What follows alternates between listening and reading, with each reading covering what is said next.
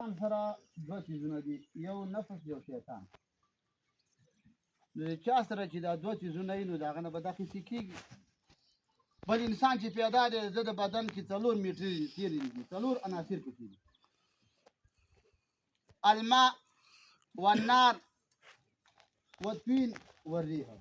انسان بدن د 4 خبر نه جوړ دی: اوبه، خټه، هوا او اور. دا 4 چیزونه دا د انسان حقیقت. فإن غلب ماؤه فهو اللبيب. په انسان په بدن کې دا اوبه ډېرې شولې، فهو اللبيب، دا بوخیر او چالاک او ذهین. او دا خبره د ذهن تلتای. وإن غلب طينه، که انسان په بدن باندې د خاورې صفت غالب شو، فهو المتواضع، په دې کې باجزي. وإن غلب ناره، که اور پې غالب شو، فهو الحريص، دی به حرص کوي. لکه اور ته چې ته ورسې نو تاسو که د اور لمبې ته ګورئ نو هغه پورته زور کوي، او اسره نه کوي چې څه شی ورسې نو چې اسره هم نه کوي او لمبې پورته زور کوي. دا پورته زور کول، خاوره چې پورته ګزار کوي ښکته راځي، اور پورته زور کوي، نو دا د اور هغه تکبر دی، حرص کوونکی دی.